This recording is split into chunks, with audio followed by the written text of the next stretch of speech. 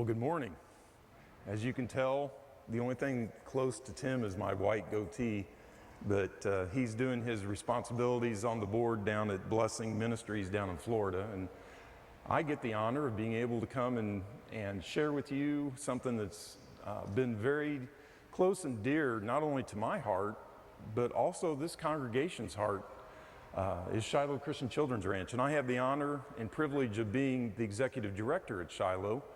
And I want to tell you that, I don't know how many of you know this, but Shiloh, when it was first came into being in 1977, and we'll go over that here in a few minutes, but Southside Christian Church / Clover Road Christian Church has always been a donating church to Shiloh ever since day one. And there aren't very many churches that are like that, congregations. So I just wanted to give you guys a little history lesson as far as our congregation goes, is that you have always been a supporter of Shiloh Christian Children's Ranch. And as the slide says, we're a refuge for abused, neglected, and at-risk children. And the children that we take in come from all over the country. We can take them from birth to 15 years old. Now, they can stay until they graduate from high school. But that's the age range that we can take kids. And like I said, they come from all over the country to be able to stay in our ministry. And there's a lot of startling facts, and I'm not going to go through all those because they're very, very depressing. And when we read applications and we look at the files of these children whose parents or family members are wanting to place them at Shiloh, those startling facts ring true. And unfortunately, those facts are becoming more and more apparent in our society. And so what that means to us as a ministry and what that means to you guys as a supporting congregation is that the need is always going to be there. Unfortunately, Satan does have his grips in so many different avenues in the family. And that is exactly what Shiloh is trying to battle against. And what we do at Shiloh is, like I said, abused, neglected, and at-risk children. That takes in a broad range of kids. And what happens is what we try to differentiate between where they come from and when they come to Shiloh is that we provide Christian homes. And what that means is the home that God intended a husband and wife to be at the very center, the leadership, co-owners of that home with God's guidance, to be able to set the example for the children. And what makes Shiloh different than a lot of children's homes, that I'm not saying good or bad, it's just that we are unique and we're different, is that a lot of children's homes have like shift work. Our home parents work 24/7. This is their only job. They don't work outside of the ministry to care for our kids. Now, they do get time off, they do get vacation. They're not there all the time. But what I'm trying to get across is that they're always there for the kids. And that consistent example of the family that God wants them to see is what we try to show. In Shiloh's history, like I mentioned earlier, in 1976, there were some elders at the Clarence Christian Church that saw in the small community of Clarence and Shelbine, in that area, there were a lot of kids that were falling through the cracks, and they needed some place to go. And these elders at the church decided that they were going to take upon themselves to form Shiloh Christian Children's Ranch. And in 1977, the first house was built, the first kids came, and that's when we started to do our ministry. And then in 1985, a supporting family had some land that they wanted to give to the ministry. And we started a second ranch site in 1985 in Cahokia, Missouri. Now, what differentiates our Cahokia site a little bit different is that we have an on-site school that we run ourselves. One of our home parent couples, Ken and Beth Penfield, are administrators there, and they take care of watching over that school, because sometimes we get children that have come out of situations where they haven't got the support in the home. They were not forced to adhere to the school district's mandate of going to school. And when I say forced, a lot of the kids needed to be in school, but they weren't, the parents weren't taking the lead and making sure that they went to school. So sometimes when they come to our ministry, they are far behind in their academics. And what we do is we use the ACE curriculum, which is the Accelerated Christian Education curriculum. And what that does is that allows the kids, whether they're maybe a 12-year-old that comes in that's maybe at a 3rd grade level, which is not uncommon, it allows them to catch up to where they should be in their schooling. And that has made a huge difference in so many of our kids' lives when they have hope that they can be able to have the academics that they need to be able to one day, when they are either going home or graduate from school and graduate and transition out of our ministry, to have that ability to be a young adult. As you can see, this is one of our homes. This is actually our C3 home, the Clarence Home 3 at the Clarence site. And as you can see, it's about 6,000 square feet. We have room for, in our ministry, we have room for 60 kids. We have 8 homes. 6 of those homes are full-time homes, and 2 of them are relief. We have a relief home at each site, and that's where the kids go when they're on time off, or when their home parents are on time off, excuse me. The home parents can stay in their Shiloh home, or they can go off-site, whatever they want to do with their 5 days. But the children go to the relief house, and our relief home parents, they're full-time as well, but they're like an aunt and uncle or a grandma and grandpa to the kids, and they work together with the full-time home parents to be able to care for the kids. And it's, like I said, it's a family setting. As you can see, we have front porch swings, we have fire pits, you can't see it in this picture, but basically every home now has a rec area very, very close to it, so the kids can play right in the front yard. Now, back on the table, there is a sign-up sheet. If you do not get our newsletter, you can sign up to be able to get it. We send it out quarterly, and also we do have it online. But this is our way of being able to keep you guys up to date of what's going on at the ranch. And each home parent has an article that they share each quarter, what's going on in their homes, because if you start reading it and start getting into it every quarter, they give the progress of the kids. And a lot of our kids are long-term children. And what happens is you get to be part of their life. You get to see how they progress. Some of the kids actually regress, but that's what the home parents do, is they help them to be able to catch back up when they show. And that's what, if I had a home parent, one of the home parents up here, that's what we actually look for, is because we have kids that come, and it seems like the first maybe 3 or 4 months, we call the honeymoon period, where everything's really nice, everybody's getting along, and then it happens. They blow up, they start really feeling comfortable, they start trusting the home parents, and they start really sharing what the real issues are that they're struggling with. And that's what we hope for. And then that way we can really start helping them heal, to be able to get through those, being able to cope, being able to see that a lot of times it's not their fault that they're there. It was the environment that they came from. And they need to understand that they have a safe place to be able to heal and to grow. Now, I do have another presentation that I can go through every one of our families, but there are the 8 families that we have, and we have been blessed the last almost 3 years now to have a full complement of home parents. It hasn't always been that way. Sometimes we have home parents that want to retire. Sometimes home parents have to go and take care of aged family members, their parents. We've lost, a lot of times, we have lost our home parent couples to that.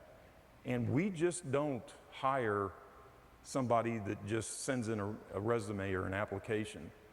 What we do is we look for home parents that God tells us are the right fit to be able to live in this type of situation.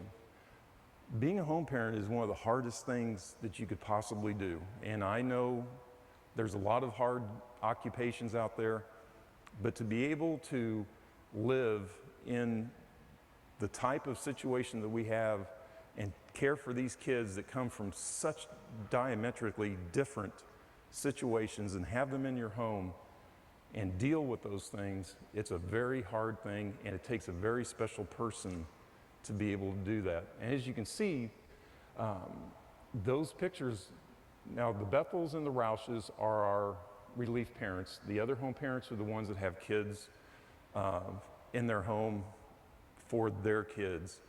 But if you think about it, when all of our home parents do take their time off, and I make them do that because in the past, before I came, they weren't taking their time off, and I do not want them burning out. So I have got them to a point now where they take their time off.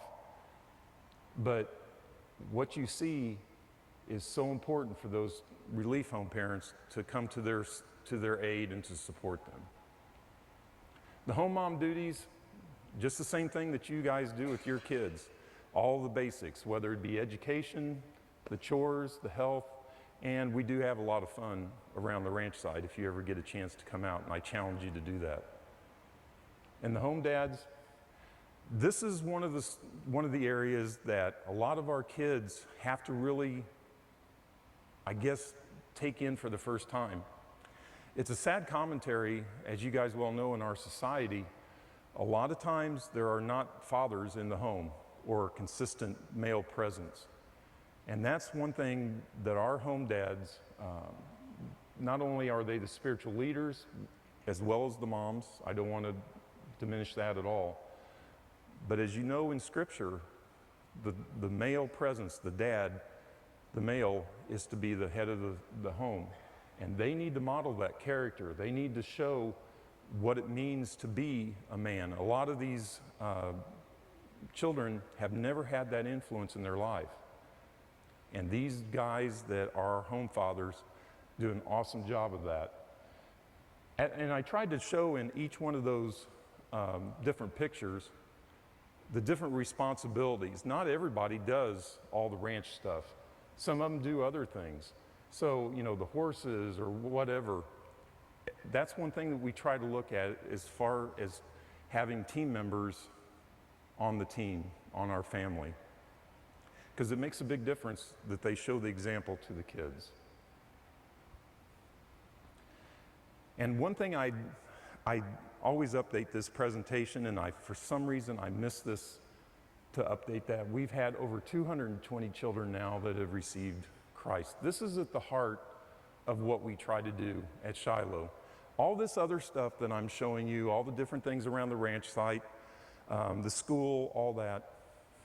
But if you look at our mission statement, and there's plenty of information back on the back table that you're welcome to at the end of the service, it's about sharing Christ. Because a lot of times we've had children come to the ranch site, they see a Bible laying on a table, or a lot of the homes have a Bible right on the dining room table. And I can remember seeing a new girl coming in, and she sees it laying on the dining room table, and said, "I didn't even know what a Bible looked like." And I know that's foreign to us. But a lot of these kids come in not knowing anything other than God's name being used in vain, what it really means, what it means to be a Christian. And that's what we try to do. They do it, each of the families have family devotions every night. or in the morning, just depending upon the family dynamic. And they also have quiet time and reflection. Education, like I said earlier, we have our own Christian school at the Cahokia site. We have a very great resource in Macon for our Clarence site younger kids, Tri-County Christian School. I don't know if you're familiar with that, but they are an awesome organization that takes care of kids from kindergarten all the way up to 6th grade, and they do a great job with our kids. Also, the public school, we have, like I said, we have our 2 different ranch sites. South Shelby High School, junior high and high school are for our kids at the Clarence site, and then we have Clark County up at the Cahokia site for kids that are able to go into the public school system. And we also have tutors that give additional support. We have great teachers that come out to our ranch site and to be able to help our kids if they have some special needs in some classes that they're not doing very well in. And the hard work pays off. It's really cool to be able to see these kids that have no self-esteem, no confidence, be able to come in and gather what they didn't know that they had inside them, whether it's academic or recreational, sports, music talent. These kids really change and grow and progress right in front of your eyes. It is really cool to be able to see. I know we had our Shiloh family picnic and swim last night, and a bunch of us were sitting around and we were watching the kids swim, and to be able to pick out and see how these kids have changed over the years since they've been here, some in a short time, some in a longer time. But to be able to see how they change in this environment, the environment that God wanted set up as a model for all of us to be able to do. And for them to do that, it's so rewarding. And I want you guys to feel that you're part of that because you give and support us through your prayers and through the financial gifts. Without that, we wouldn't be around. And around the ranch, you can see, it is, again, I challenge you, if you've never been out to either one of our ranch sites, all you have to do is give me a call, and I'd be happy to give you a tour, take you right out there and see what you're supporting. And the chores we have, that's one of the things that a lot of times the kids bump heads with us when they first come. The home parents say, well, you're gonna wash the dishes, you're gonna go out and feed the dog, you're gonna go out and rake the yard, all these, clean your room, take care of, helping your younger brothers and sisters, all these different things. They have chore charts. Each home has a chore chart for each kid that has their name and what their responsibilities are. A lot of kids never have done that in the past. And we have animals galore. We have chickens and cows and pigs and goats and turkeys.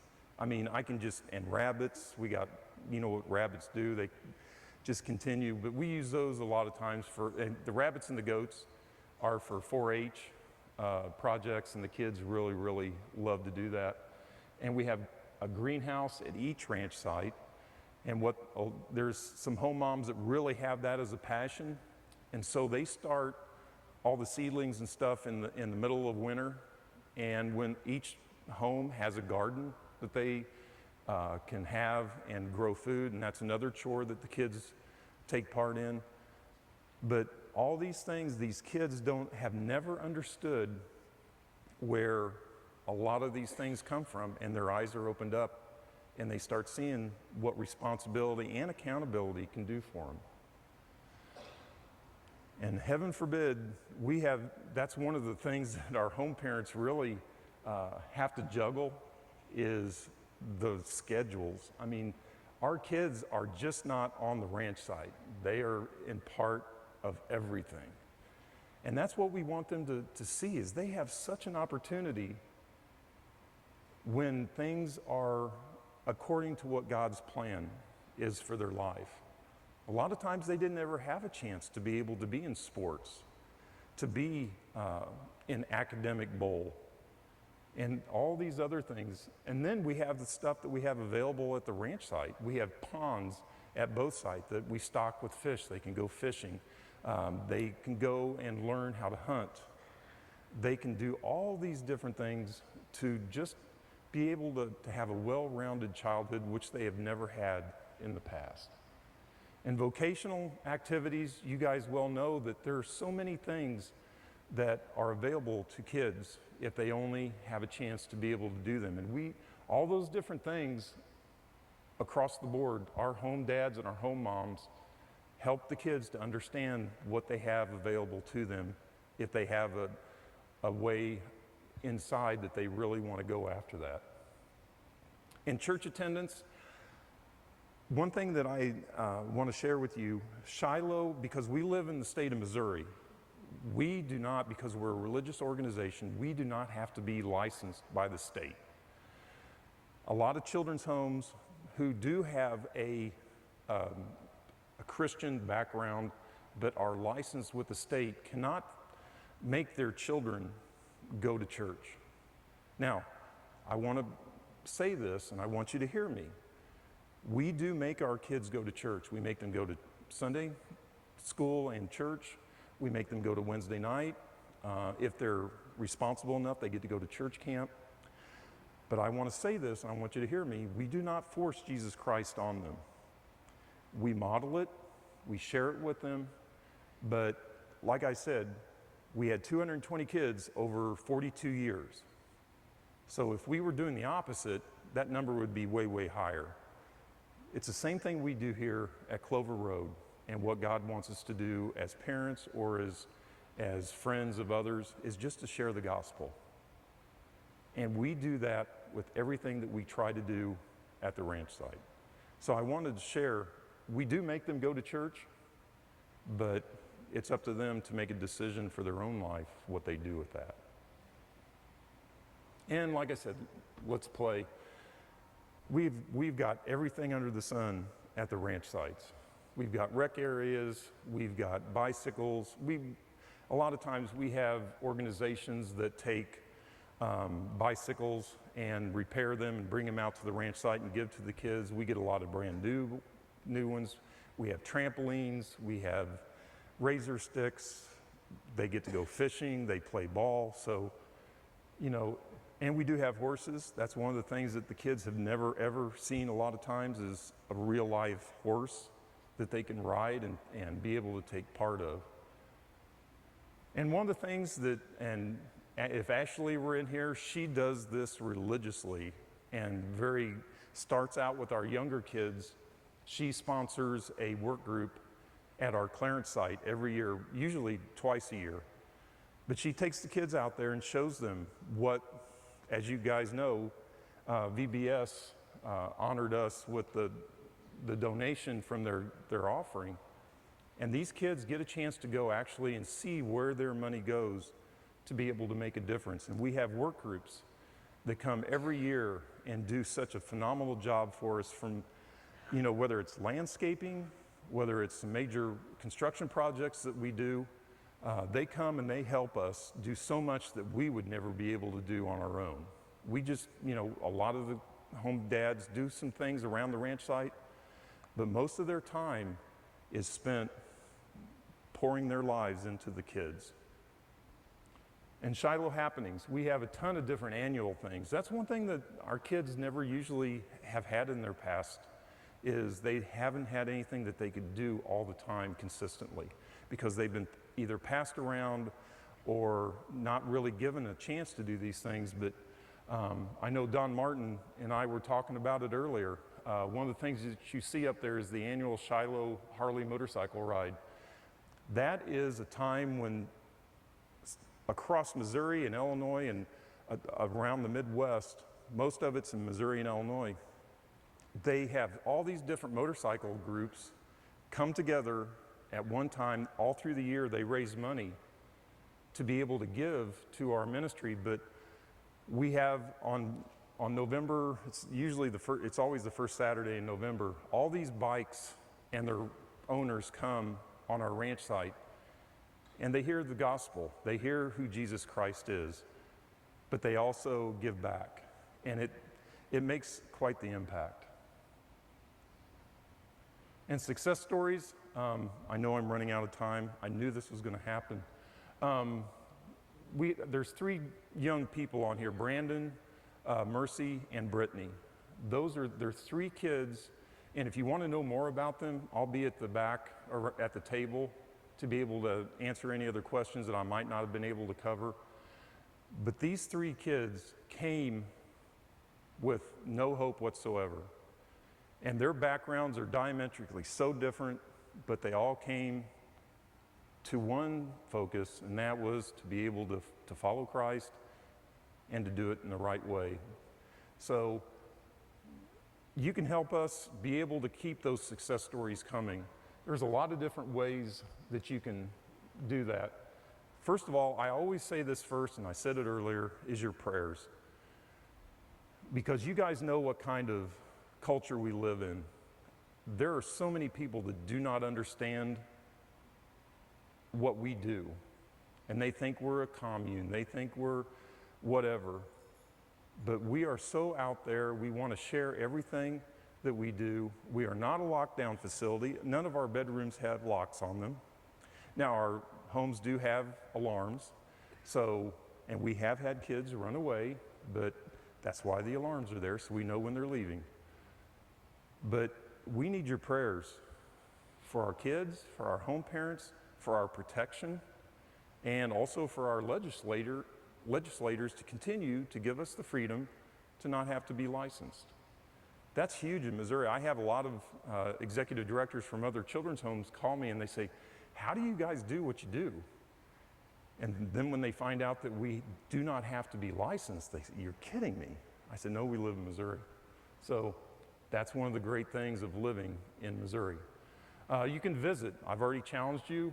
If you want to come to the ranch site, all you have to do is call me, see me at church. We'll set up a time for you to come.